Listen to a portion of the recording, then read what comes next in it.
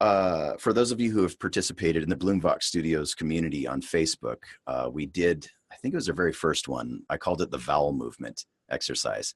It was the one where I wanted you guys not to be afraid of looking silly or stupid or whatever, and actually stretching out the muscles of your face so that you could perform.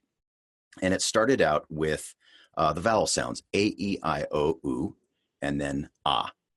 I just add that on because it's commonly used in so many words in the English language. And then putting a consonant or another letter from the alphabet in front of that. And I think we went up to G. I don't remember, guys. A through G, I believe.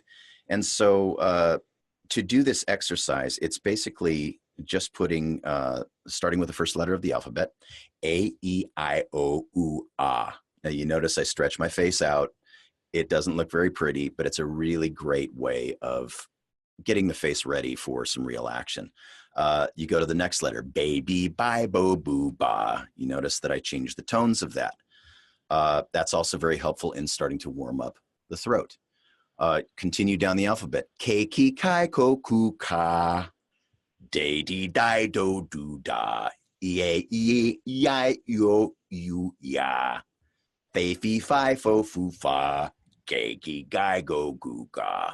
And you notice I'm scrunching stuff up. I know it's not pretty to look at, and I'm sorry that you have to witness that. But when you're doing that, I suggest that you do it in front of a mirror so that you can get used to not looking pretty necessarily when you're doing voice work, because this is not a pretty part of the entertainment business unless you're only accommodating for what's going into the microphone. Then you get all the beautiful, luscious tones.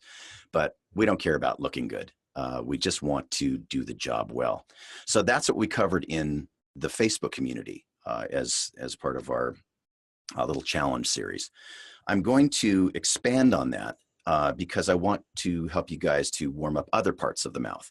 So the easiest way to do that is that same formula, but we're going to be adding other consonants on to the beginning of each one of those words. So instead of saying A, E, I, O, U, ah, for the first one, I would suggest putting an S, a T, and an R in front of each one. Stre, stri, strai, stro, stru, stra. Now we're tapping the R like the Japanese do with the letter R. So instead of saying something like Roku, they would say Roku. It's almost like a mini trill with, we call it a tap. So stre, stri, strai, stro, stru, stra. You can do that in a rhythmic fashion. You can do that with different notes. That's also very helpful. But you'll notice that you're starting to activate the tongue and the upper palate when you do that. You can put a little more of a trill if you're comfortable doing that on the R. Stre, stri, strai, stro, stru, stra. You'll notice the vibration also helps to loosen things up on the inside.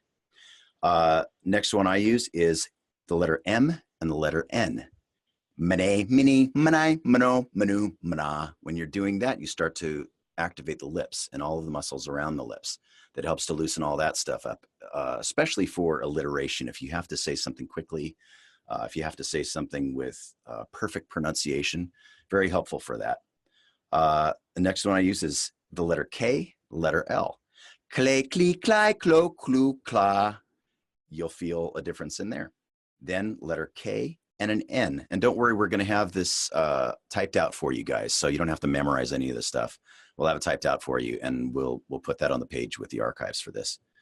Next one would be kane, kini, kanai, kano, kanu, kana. That one may feel a little bit like a tongue twister, and you will notice a little bit of activation that's starting to head towards the back of the tongue. Adding the letter V and D before each one. Vade, vidi, vadai, vado, vadu, vada. A little bit different there. Then a V and an N. Vene, vini, vanai, vano, vanu, vana. And you don't have to do them quickly. In fact, I would recommend when you're starting out with these, do a little more slowly so that you get the full use of each of the muscles that you're activating in each one of these. Just two more here, and then you guys, I would encourage you just to make them up. Just pick out a couple consonants that you like and stick them in front. Next one for me is F and L. So I go flay, flee, fly, flow, flew, fla. That's going to be very similar to the V, but you will notice if you do it slowly that you will be activating different things. And you can add more syllables to it also, which will help you to warm up the whole aperture in case you're doing some sort of fast legal type thing. We'll get into that a little bit later for commercials, that sort of thing. So one little example of that would be adding the letters A, B, A, D in front of it. Abadai, abadi, sorry, abadai, abadi, abadai, abado, abadu, abada. So you guys can expand that out, play with it. Just pick out your favorite consonants and put them together. Throw a few syllables in there together so that you really get your mouth activated in all areas of your mouth. If you're not feeling a certain particular area activated there, don't worry, I got you covered. I got other things too. If I don't have time to do a lot of that before I go into an audition or a session, I'll just simply do raspberries like we did when we were babies, just that kind of thing. But do it like a siren where it's going up and down.